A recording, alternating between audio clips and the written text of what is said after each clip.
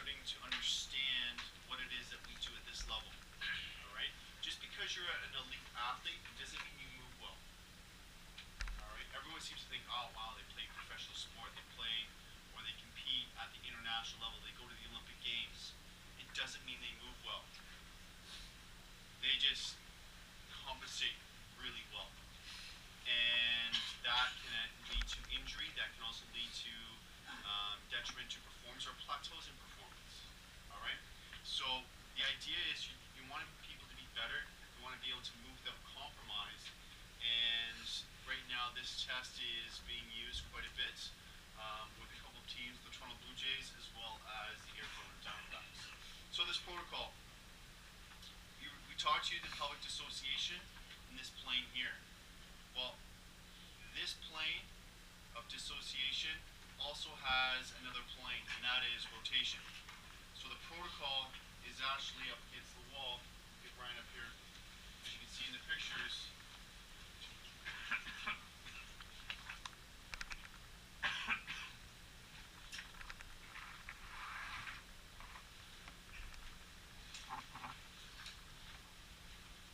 so this is another form of dissociation, as the label implies. You get them to neutral, and all you have them do is rotate their pelvis without moving the upper half. Okay? They can pivot on the back foot. So like golfers and throwers, they always release the energy through the foot. Alright? And what you end up doing is you really challenge the control mechanism of the scapula while they move their pelvis separate from the trunk. Alright? Those who have poor scapular function, so some of the tests that we were doing, you ever extremity dissociation, scapular when you're on all fours? If that is poor, this test can also be poor as well. So you get them to rotate both ways. Ideally, what you want to see is anywhere from 50 to 70 degrees of pelvic rotation. Alright? Sport in general will use 75% of that.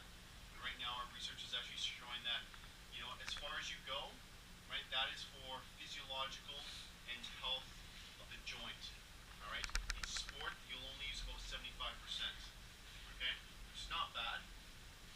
But at the same time too though, key things to remember, especially with therapists, what you measure and what is used in activity don't always match. Alright? It's that 75 to 90% of range that we use in activities and in sport. Okay? And the reason being is in sport there's so much tension being generated that you'll never reach end range in a lot of movements. Okay? The muscles actually have a lot of torque on them. Alright? So it's consistent, but we're seeing the pelvis because of the mass and all the tissue that's through here, both organ and through muscle, that tension will only give you about 75%. Okay? So in terms of strategies, one big issue people have is when they rotate, they can't hold the elbow still. Alright? So they start to bend. Number one. Number two is the trunk strategy. People extend. If you do not have pelvic rotation, so come back for a second. So let me take it back for a second. When you rotate, just rotate for me. When you rotate, yes, it is a pelvic dissociation, meaning the pelvis moves separate from the trunk. But the two rotation centers that occur with this motion, number one is the TL junction, right where the 12th rib meets up with the L1. And the second rotation center is the hip that you're rotating into. Okay? It's not the hip rotating, it's actually your pelvis rotating on the hip. Okay, that's important here. Alright? Because most of the movements in the closed chain is the pelvis moving on the hip. Alright? So, back up. So with that trunk strategy, if you have lack of range or a lack of compliance in that hip that you're rotating into, or a lack of compliance and rotation through the trunk, if you recall the trunk rotation test that we did in the lower extremity, right? If this area is locked up and this hip is locked up, when they go to rotate, the strategy is extension. Alright? You learned that in the lower extremity course. Extension is called pseudo-rotation. It gives you the perception you're rotating, but you're really not. Okay? So the other things that you'll see rotate, when you come up, you'll actually see shoulder height. Because you can't control the shoulder blades, the trap starts to take over to stabilize and control forward. Okay, when you rotate. The elbow strategy, all right, is elbows dropping. This is significant for throwers. All right. So for those that deal with baseball players, get you to sit up again. When you rotate, you place a lot of strain when that elbow drops. You place a lot of strain on the inner elbow. So for those that deal with UCL tears and medial elbow problems like medial epicondylitis, little league elbow, things of that nature, the strain and loading on that elbow is actually due to the fact that you don't rotate well from the hips, pelvis, and that trunk. It's not the elbow when you go to throw and move. Okay? So in terms of strategies with this, or in terms of palliative maneuvers, obviously the verbal, right? If they do something incorrectly or with the strategy, tell them not to do it or give them a cue. The biggest cue that you want to give them is the palm arch. So when they go up to the wall, get them to push into the wall, lock out the elbows, make sure the elbow pit is pointing to the ceiling, and almost get them to push into the wall. Okay? Get them to push in, and then get them to rotate. And the other key to this as well, that head doesn't move. Alright? If you want to be a powerful athlete with speed, don't move that head. Okay? And the other part to it as well, if you can keep that head still, you can keep that center of the chest right between the hands. Okay, so when you rotate, all right, the chest isn't moving. Okay, so you want to keep it dead center. All right. In terms of lower extremity palliative maneuvers, there isn't anything to do there. All right. The big key is what you do with the hands, right, and the verbal of keeping your head and your chest centered in between your hands. You don't want to be shifting your body weight around. To rotate your spine, come forward here. To rotate with speed and with efficiency without straining and irritating your low back. To rotate your pelvis should be underneath your shoulders. Okay? So you don't want to look like this and try to rotate through, because then you strain through the low back, the facet joints and the disc. Okay? And you don't want to move the shoulders away from the low back when you go to rotate, because then you also put strain on the discs and the facet joints of the low back. Alright? And also too, you're actually not moving fast. That's the other part to this as well.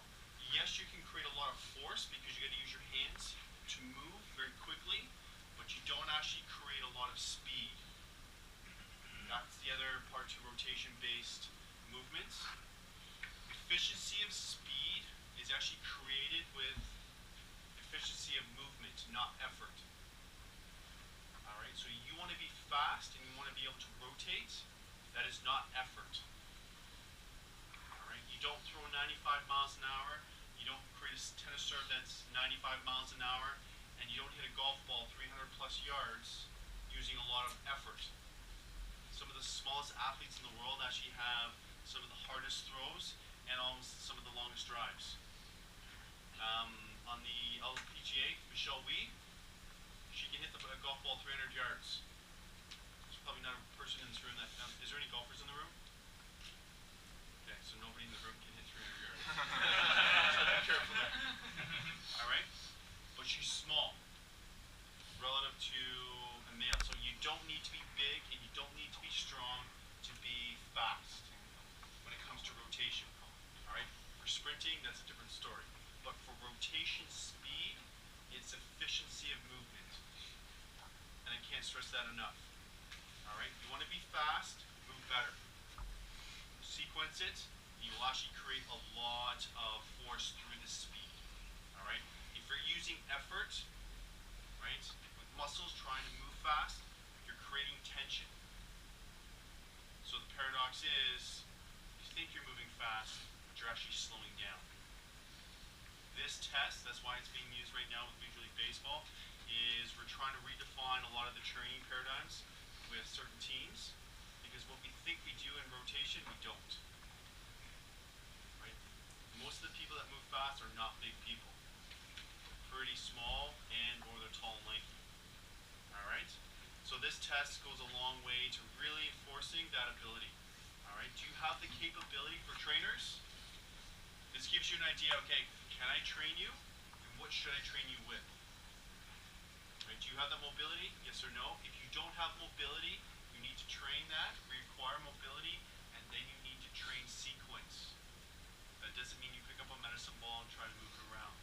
You've got to learn how to rotate. Once you've learned how to rotate, then you can create speed work. You can do plyometric-based speed work, rotation-based speed work. Okay? That is your sequence there. You pick up a medicine ball and trying to be faster, it's not going to work. It'll help out a little bit, but it's not efficient. Okay? And that's the biggest problem right now with baseball in particular. They try to get faster without actually moving better. And a lot of them have back issues. You're seeing oblique tears, you're seeing lat tears. Alright? And you're also starting to see an increase or a sustained injury rate on elbow problems. Shoulder problems are certainly not on the decline, but elbow problems are being maintained. Why? Because you're putting a lot of load in the system that's not necessary. Okay? This test goes a long way to giving us that. Do you have anything? Oh, sorry. Okay. With this one too, for the setup and for the to help cue the person who you're doing it, what you can tell them is keep the chest pointing against the wall, so the chest points forward. Tell them to turn their belly button or their belt buckle as far as they can to the opposite side. So you can use that as a cue with regards to that. So the other thing that people will do with this test, it happens a lot. So when you say rotates the pelvis, they do this. They turn their knee in. Okay? That's not rotation. Okay? What you've got to get them to understand is when they rotate, take your ASIS, that hip bone right through there, and the one that you're rotating into should move away, and the other one move forward. Okay? That is rotation. Okay? Not the hip joint. The hip is actually not rotating. It's the pelvis on the hip. You're trying to do this. Okay? So, if you have to, put your fingers on. Arms out. So, when he rotates, get him to push. Give him that tactile feedback. Rotate, push that pelvis away so he's clearing that pelvis through. Because some people, if you've never done this, if you don't do any rotation work, especially the strength athletes, don't do any rotation work, this will give you the cue on how to rotate. Right? Just put your fingers there and tap the one that they got to rotate into. Okay? Just to give them that feedback. Alright? And the other thing too is, what is your primary rotator of the spine? What rotates your spine? Latissimus. Thank you. Your obliques do not rotate you. So when you rotate, when he rotates to the left lat is pulling. What is the right lat doing? It is actually eccentrically loading. Okay? So keep in mind that the lat is also part of this. So if they can't rotate, then the lat is, from a therapy standpoint, is a compliance issue. Like, I can't move, it feels too stiff. Because where most people will feel stiff, if this is his shoulder blade, they'll feel stiff right underneath that scapula right through there, because it's stuck to it. So that lat has to glide through, alright, and it's not doing it, so it'll actually just force you to actually get stuck, and you'll extend through it. So the lat at just inferior to the scapula will actually get stuck through there. Okay?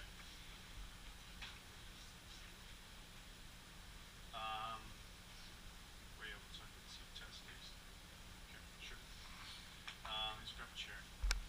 Grab Cindy's chair.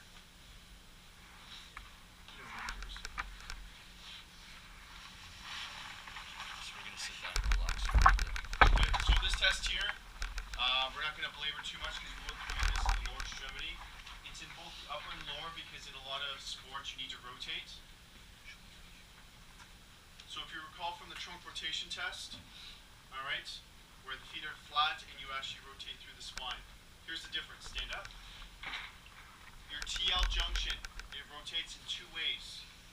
It rotates because your pelvis does when the trunk doesn't move, and it also rotates if you keep the pelvis still and you rotate the trunk. You need to train the TL junction in both directions for optimal health and good motor function. Alright, so if they have problems in the TL, they have back pain or stiffness in that TL junction, typically they're not moving in one direction. They move well in one, but not in the other. Alright, but in all rotation-based sport, alright, so when you go to throw, if you turn that pelvis, right, it's the lower half rotating about the TL, and then at some point you need to rotate the upper portion.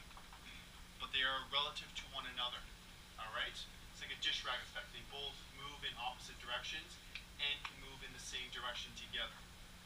Alright, that TL junction, its responsibility is to rotate. Okay? So that's where the obliques do not have a role in that rotation. That's the lats job. Okay? So these two tests will work together. So you may rotate well in the seated trunk rotation, but you may not rotate well in the pelvic. So my goal for you is you tell me which area do you rotate better in? All right, which direction do you rotate better in? Because each person has a predilection or a dominant side based on what you do. All right, so let's break up into groups. Let's go through these protocols.